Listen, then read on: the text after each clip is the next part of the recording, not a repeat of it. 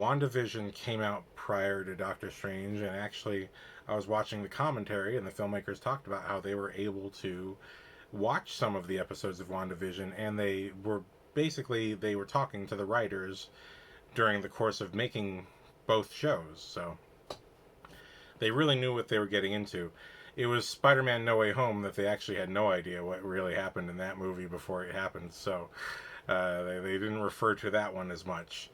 But I really love this movie for how deep it goes into character. I think Elizabeth Olsen's Scarlet Witch is so motivated by her losses. And I had rewatched the first three episodes and the last two episodes of WandaVision before going back and rewatching Doctor Strange Multiverse of Madness, and seeing how much she loved Vision, because so much of it was off screen in the movies. But the show takes the time to at least establish that there was a ongoing relationship that was happening between them, and not only that, but just how much it meant to her. Especially when you consider that in Age of Ultron, she lost her brother but gained a lover. And so she kind of had someone to lean on after she lost her brother. But with the ending of Avengers Endgame and definitely Infinity War, she had lost the lover. And not only that, she killed her own lover in order to prevent the end of the universe, and it didn't even matter. And especially rewatching the last two episodes of WandaVision, when you see that, prior to the events that the show starts on, she had found Vision's body, and it was being reworked on by American government agents. These are the same people that she was opposing before she became an Avenger. And now she's seeing them work on the body of Vision as if, he wasn't a person. He's just some machine that they can turn back on. And she was so grossly, disgustingly offended and insulted and hurt by this. You can see all the seeds that would make her a villain right there, right in that exact moment. And in fact, it was kind of a surprise to me in that moment that she didn't become a villain right there. That she still had the self-control, but possibly because it was Vision's body, she just had a moment of closure. But then in that same flashback episode, she has this last gift from Vision, which was that he had intended for them to build a house together, and had bought this little plot of land in a little suburban neighborhood where WandaVision takes place. That's when she finally falls to her knees and cries so hard and has so much pain unleashed that her powers themselves unleash upon the town. And that is what creates the scenario that is occurring in WandaVision, where an entire town has been altered. The reality of the town has been altered, and the minds have been taken over. What's beautiful is, and another thing in that show, halfway through the show, agents investigating what's going on break into her alternate dimension town, and she kicks them out and throws their technology back at them.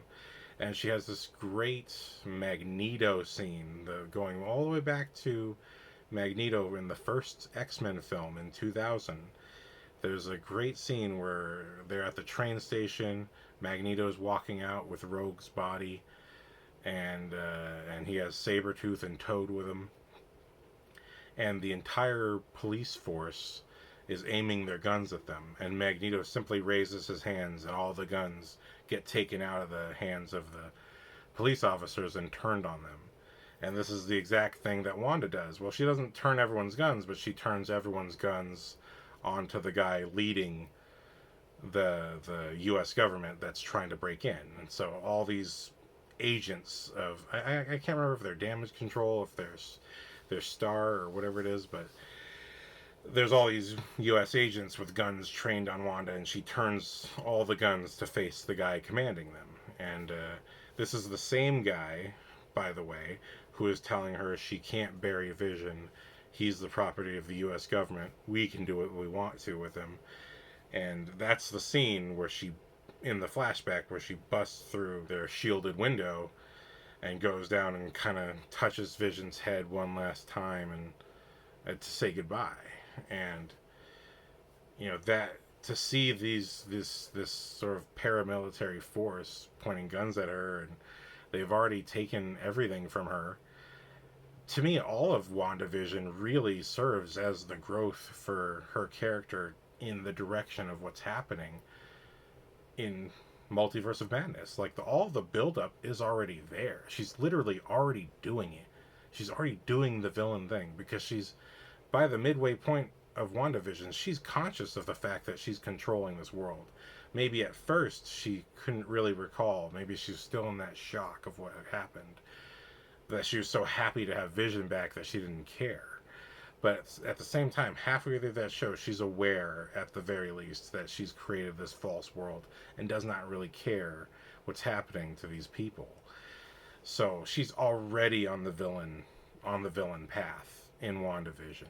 And really, in the very final episode, when she starts to release the minds of the people, and they're all angry at her and furious at her, and they start throwing things at her, she then does the Darth Vader thing and starts to strangle all of them because she can't take them rightfully being angry with her. And that is a villain move. And with the setup of the Darkhold being that it affects whoever it touches, and clearly with Agnes, it had already infected her long ago. When we get to that finale, and I really thought the final episode of WandaVision was fantastic, but when we get to that finale and she assumes her full Scarlet Witch form and she takes the Darkhold, there is that final cutscene that we have where she's at that little orchard area that Doctor Strange meets her in, and her Scarlet Witch astral projection is flipping through the Darkhold. So in essence, her villain side is still at work within the WandaVision show. So understandably, I was one of the people watching Multiverse of Madness in theaters the first time thinking, but what? But she's a hero. Can't we at least have a little arc here? But, in rewatching WandaVision after Multiverse of Madness, I really felt like, no, WandaVision was the build-up to her becoming a villain. But it was the writer of Multiverse of Madness who said, why don't we just move her being a villain to the beginning of the movie? Because the original version of the script actually had her being the villain at the end of the movie, and it was more of a final battle. But I think the movie benefits so much from Doctor Strange having an actual villain